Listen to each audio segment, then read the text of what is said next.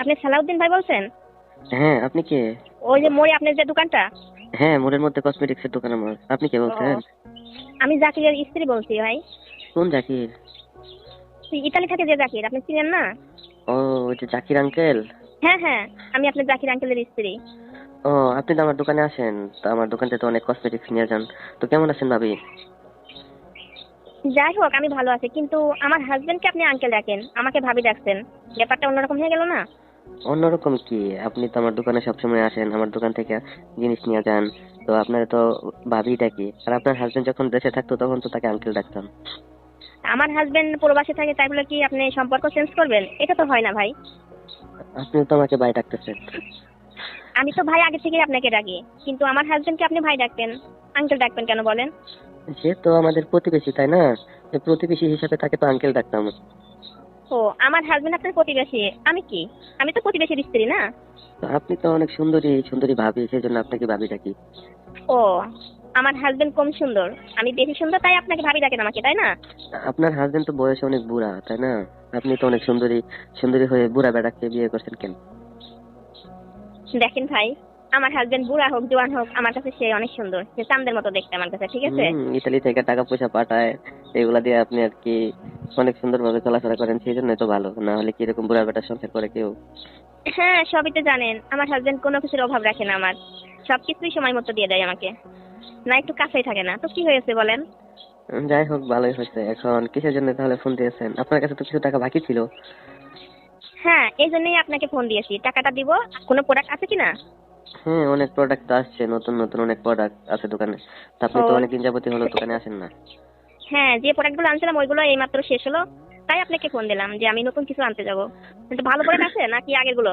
না, নতুন নতুন অনেক প্রোডাক্ট আসছে, ওগুলো আছে। তো আপনার কাছে তো কিছু টাকা বাকি ছিল, আমি ফোন দেই নাই যে আপনি তো আমার সবচেয়ে বড় কাস্টমার। ঠিক আছে, আপনি তো যখন আসবেন তখন টাকাগুলো দিয়ে যাবেন। আর যেহেতু আপনার হাজবেন্ড ইতালি থাকে, টাকা পয়সার তো অভাব নাই আপনাদের কাছে। দেখেন ভাই, সামান্য কিছু মাল আনছিলাম, কিছু টাকা পাবেন। মাসের শেষ ছিল তো, আমার হাজবেন্ড টাকা পাঠাইছিল না, কিন্তু এই যে এখন টাকা পাঠাইছে, আমি আপনার দোকানে আসবো, এই কারণে ফোনটা দিয়েছি। আরেকটা বিষয় শোনেন সালাউদ্দিন ভাই, হ্যাঁ, আমার হাজবেন্ডকে যদি আপনি আঙ্কেল ডাকেন, তাহলে কিন্তু আমাকে আন্টি ডাকতে হবে, বুঝতে পেরেছেন? আপনার হাজবেন্ড তো হচ্ছে বয়সে অনেক বুড়া মানুষ, তাকে তো আঙ্কেল ডাকতে হবে, কিন্তু আপনাকে আমি কিভাবে আন্টি ডাকবো? আপনি তো হচ্ছেন সুন্দরী ভাবি। আপনার চোখে আমি সুন্দরী, কিন্তু আমি তো আমার হাজবেন্ডের ওয়াইফ, তাই না? তার একটা সম্মান আছে না? আপনি সেই সম্পর্কে কথা বলবেন, ওই সম্মানটুকু দিয়া। আচ্ছা ঠিক আছে, আপনার হাজবেন্ড যখন দেশে আসবে তখন আপনার আন্টি ডাকমুনি। সালাউদ্দিন ভাই, আপনি কি মজা নিচ্ছেন? মজা নিবো কেন? আপনাকে কি আন্টি ডাকা যায়? আপনার তো তেমন বয়সী হয় নাই। আপনাকে দেখলে তো মনে হয় যে এখন আপনার বিয়ে হয় নাই। কিন্তু আপনার সমস্যাটা কোথায় আমাকে আন্টি ডাকতে? নাহলে আমার হাজবেন্ডকে ভাইয়া ডাকেন, ঝামেলা শেষ। আপনার হাজবেন্ডকে ভাইয়া ডাকবো কেন? সে তো আমার সম্পর্কে আঙ্কেল হয়।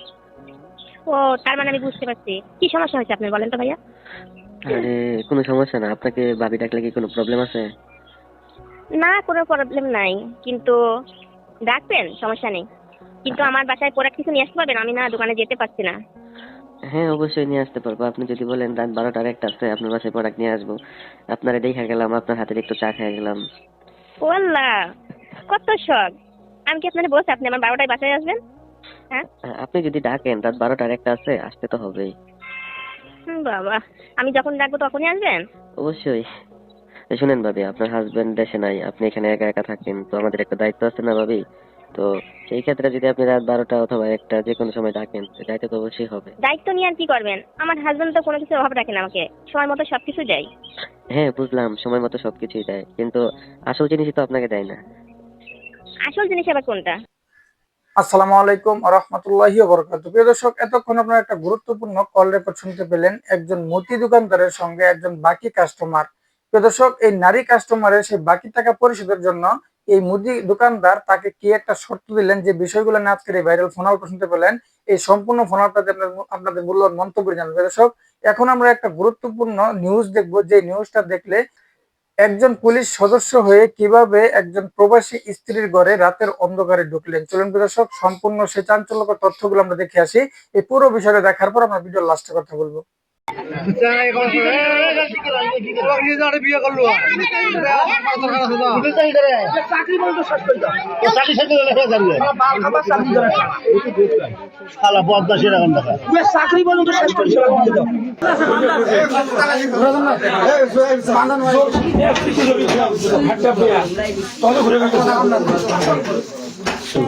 আপনি কি করেন? চাকরি করি, কি চাকরি? পুলিশ। পুলিশ সদস্য? লক্ষ্মীপুরে এক পুলিশ সদস্যকে ঘিরে সৃষ্টি হয়েছে বিতর্ক। স্থানীয়দের জিজ্ঞাসাবাদে জানা যায় আটক ব্যক্তি ইমরুল কায়েস নামে পরিচয় দেন। তিনি জানান তার বাড়ি লক্ষ্মীপুরের গোবিন্দপুর গ্রামে। এসআই না কনস্টেবল? কনস্টেবল। কতদিন থেকে চাকরি করতেছেন? 11 11 ডিসেম্বর থেকে। ডিসেম্বর থেকে। কতদিন হইল? 13 বছর, 12-13 বছর। 13 বছর। 12-13 বছর। আপনি কোন থানায় আছেন এখন বর্তমান? রংপুর মেট্রোতে। রংপুর মেট্রোতে। তা আপনি একজন পুলিশ সদস্য হয়ে সব অনৈতিক কাজ করতেছেন না, ঠিক? হ্যাঁ, এদিক দেখেন, এটা কি ঠিক? জি, ইমরুল কায়েস। জোরে বলেন। ইমরুল কায়েস। বাসা কই? লক্ষ্মীপুর। লক্ষ্মীপুর। কি করেন? বাবার নাম লুৎফর। এদিক দেখেন। লক্ষ্মীপুরের পূর্ববাড়ি গ্রামের নাম কি? গোবিন্দপুর। গোবিন্দপুর। আপনার ইউনিয়ন? ইউনিয়ন লক্ষ্মীপুরে। লক্ষ্মীপুর ইউনিয়ন। চেয়ারম্যান কেটা? আবুল কালাম। বর্তমানে তিনি রংপুর মেট্রোপলিটনে কনস্টেবল পদে কর্মরত এবং প্রায় 12 থেকে 13 বছর ধরে পুলিশ বাহিনীতে চাকরি করছেন। স্থানীয়দের প্রশ্নের মুখে তিনি স্বীকার করেন গত 2 থেকে 3 মাস ধরে সংশ্লিষ্ট নারীর সঙ্গে মোবাইলে কথাবার্তা হচ্ছিল। তবে তিনি দাবি করেন এটি কোনো সম্পর্ক নয়, আত্মীয়তার সূত্রে পরিচয় এবং মাঝে মধ্যে কথোপকথন হতো। কতদিন থেকে আপনার সম্পর্ক ওনার সাথে? আজকে আসছিল। আজকে আসছেন? সম্পর্ক কতদিন থেকে? মোবাইলে কথা হয়েছে, আত্মীয় আমার আর কি। আত্মীয়? কেমন আত্মীয়? আমার ফুফাতো বোনের আর কি। এরকম কথা বলেন না তো। আপনার ফুফাতো বোনের?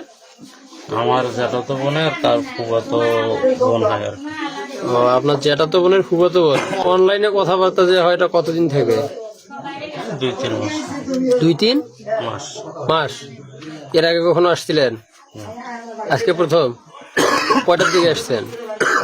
10টা 11টা। 10টা 11টা। কিসে চড়ে আসছেন? অটোতে। অটোতে। তাহলে আপনার বর্তমান কর্মস্থল হচ্ছে রংপুর মেট্রোপলিটন। কতদিন থেকে আপনার এর সম্পর্ক?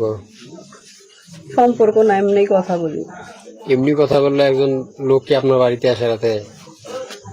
এমনি বেড়ার জন্য আসছে, চলে গেল আসিয়া। আপনার পরিবারের লোকজন জানে? 2-3 মাস থেকে এমনি কথা বলি। 2-3 মাস থেকে? এমনিতে তো অবশ্যই না, এমনিতে কথা বললে একজন আপনার বাড়িতে আসে রাতে। তার ভাষ্য অনুযায়ী এর আগে কখনো সেখানে যাননি এবং ওই দিন রাত 10টা থেকে 11টার মধ্যে অটোযোগে সেখানে পৌঁছান। তবে এলাকাবাসীর অভিযোগ বিষয়টি শুধুমাত্র সাধারণ কথাবার্তার মধ্যে সীমাবদ্ধ ছিল না। গভীর রাতে একজন পুলিশ সদস্যের উপস্থিতি এবং ঘটনাস্থলের পরিস্থিতি নিয়ে প্রিয় দর্শক, খুবই গুরুত্বপূর্ণ 2টা ভিডিও দেখলেন আজকের এই ভিডিওর মাধ্যমে। কিভাবে প্রবাসী স্ত্রী রুমে ঢুকলেন একজন পুলিশ কর্মকর্তা রাতের অন্ধকারে। প্রিয় দর্শক, পাশাপাশি একটা গুরুত্বপূর্ণ কল রেকর্ড শুনতে পেলেন আজকের এই ভিডিওর মাধ্যমে মুদি দোকানদারের বাকি টাকা পরিশোধ করা নিয়ে। প্রিয় দর্শক, সম্পূর্ণ এই 2টা ভিডিও আপনাদের কেমন লাগলো অবশ্যই কমেন্টে জানাবেন। প্রতিনিয়ত এমন ব্রেকিং নিউজগুলো পেতে অবশ্যই সাবস্ক্রাইব করে রাখবেন। ভিডিওটি ভালো লাইক দিবেন। আজকে এই পর্যন্ত, পরবর্তী ভিডিও দেখার আমন্ত্রণ। আসসালামু আলাইকুম।